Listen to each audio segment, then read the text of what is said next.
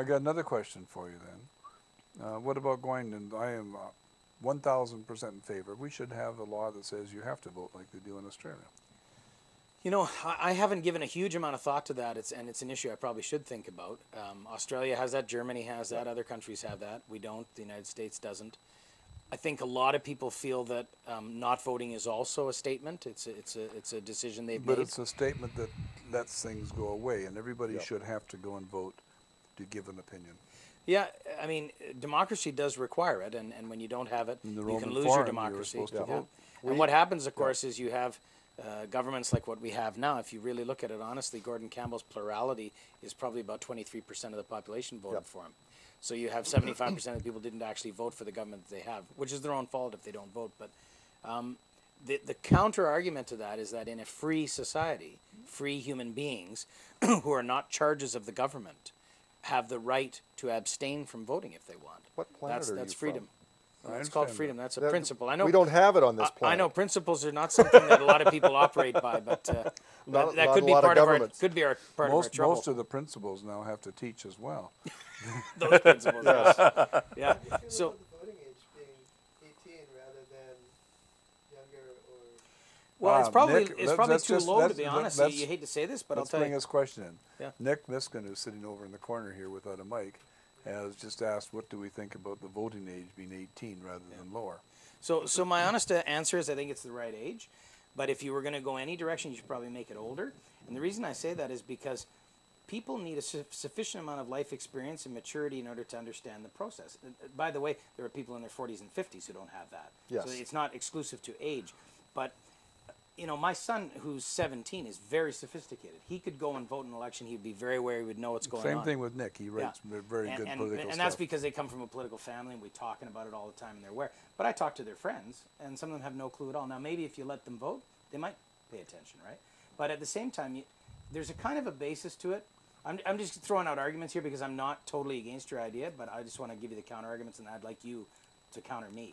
But the other argument is that you're not really a taxpayer. You haven't participated as a taxpayer in society, so you're not paying your way. So you could have feasibly a situation where you have a huge block of I'll say underage people or people who haven't begun participating in the economy voting on tax issues that affect people who do, right? So it's those types of inequities that come up in that. But go ahead and tell me why I'm wrong.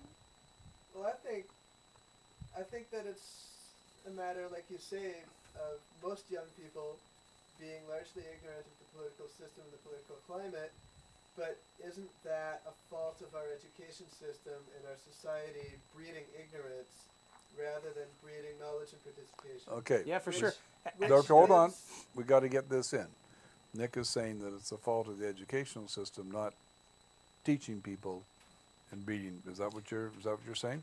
Which is also a part of the problem. Like you say, there are people in their 30s, 40s, and 50s who still don't know what's going on politically, aren't aware, don't follow the issues, don't follow the political scene. And sometimes it's because they let it go. Okay. We really need this on. They choose to not. Yeah. Well, let me address that. Because what you're saying ties in with what David said, which is that we should force people to vote. Okay. Sorry, is it Nick? Is that Nick? Yeah. What you're saying ties in with what David said, which is that if you would have made a law that people had to vote, then those people who are in their, say, 40s or middle age who don't vote and don't pay attention might have to pay attention more, right? And because they now have to vote, so they might as well make an educated vote. And the same thing with younger people who don't vote now. Since there's no responsibility to vote, why bother? But if you said you're going to have that responsibility, they might be forced to think about it a little more. Now, I've spoken at a lot of high schools when I was running in politics, and I'm always actually very impressed by the level of sophistication that the students do have. They come prepared, they ask good questions. Now, there's probably tons of them standing there just waiting to get out of the gym, but there's lots there asking questions. It's not that they're not capable. They're clearly capable if they want to be. So if there's a way to get people aware and sort of participating, I'm all in favor of it. I do think there is a cutoff point somewhere, and I think you would agree that a 6-year-old probably can't vote. They probably don't even know what voting means, right? So that's an extreme example. So between 18 and 6, where is that point at which a person is sufficiently mature to understand the implications of what they're voting for and to vote for something beyond, I'm going to get a new candy machine in the school, right? Or condom machine, which is even better. or yeah, what, Is age the wrong way to discriminate against voters? well, it actually is, because as we've said, there are people who are genuinely more you have mature your mic on? as a younger. My son, for example, is way more mature, sophisticated politically at age 15 than a lot of people I know in their 40s. So there's no question that age isn't always the criteria. So it's a kind of a blunt tool that society uses for lack of anything else, because we can't go into people's brains and go, you're The smart. problem is the difference between objective and subjective decision. An objective decision, you can drive a stake in the sand and say, from here to here, you do it. From here to here, you don't. With a subjective, who makes the decision? That's the problem. Yeah, and then it becomes very subjective. So then you say, okay, well, you've allowed these people to vote and they don't know and Yeah. they do, and so it's a cutoff point. And Yeah. Do you use IQ or belt size? but I'll say this: if you're going to let people vote at age 18, then you should let them drink legally. Or the When you ratio say of you IQ can't to drink, belt but you can size. vote, or you can go to Or they war, have but big you enough can't belts, vote. do they get to vote twice? Yeah, there you go. I drink. agree completely that the voting age and the drinking age and the Go to tobacco war buying age and yeah, all that going stuff. to Yeah. war age. In the United States, it's insane that you can join the military at 18 and you can go off to Iraq and defend your country or And Afghanistan. die for your You can be country. killed But you can't vote. defending your country, but and You can't vote whether you can should be vote at going there or 18, not. but you're not allowed- You you're not can't allowed drink. Can't to drink. go to the pub and have a drink. Well, it depends on what state you're in again, Yeah. remember. Well, it's pretty much 21 years old across the board. Yeah, now. that's right. Yeah. In a lot of states, I'm not sure how many. Virtually majority of 100% states 21. 21. Yeah. It is 21 because there was legislation passed that if you were to go under 21, you actually lose tax revenue. Some federal tax Right. revenue, that's Yeah. right. They wanted to harmonize it across Yeah. the board. Same with a 55-mile-an-hour speed limit. So Are you it's getting tangled up in my Yeah, a little wires bit, there? yeah. Sorry. Yeah. so it's an intriguing subject, and we're sort of like a round table here, right? Yeah, we've hit a number need of one more subjects. mic. Yeah, we've hit a number of did. subjects, but it's a great discussion and probably place one to we plug should it in. have. I'll tell you what, any political party that says we're going to lower it to 17 will probably get a lot of votes. No, Yeah. just one more Yeah. second here. Andy, you got to lean forward and use Mitchell's mic, but You have, do you to, have any you have to opinion breathe on into this? Mitchell's mic.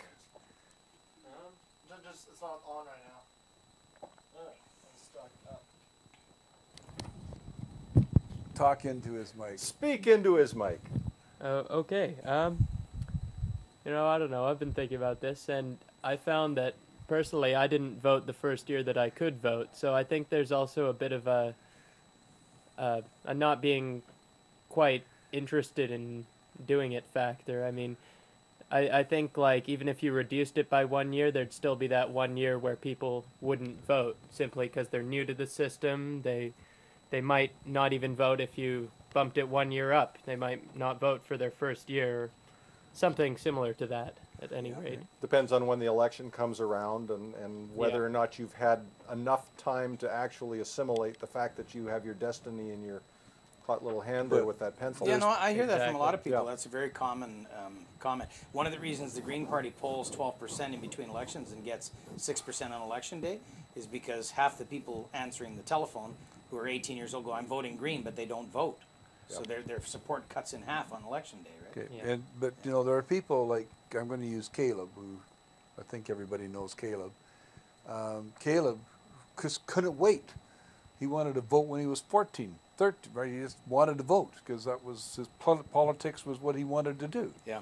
So if you've got somebody that's really interested in it, as you've talked to high schools and so on, you know that there's some that are just really into it. Yeah. We they're don't good have at the it. Young Democrats clubs like they have down in the States and things like that. Yeah. well, I Well, was the a young political parties are conservative, supposed to yeah. have them. They do have a young liberals. There's a young Yeah. conservatives.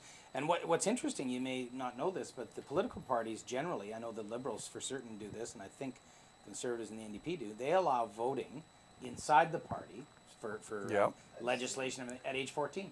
Civically, you can vote within the party in Vancouver.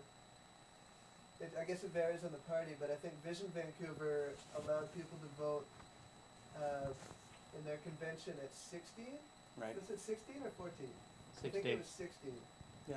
Well, And there like I were- say, the and they had- provincial parties, it's 14. So. And they had volunteers canvassing for them who were able to vote in the party convention, but we're not actually able to vote In in the the election, election in yeah. the last round. That's quite common. Yeah. So, yeah.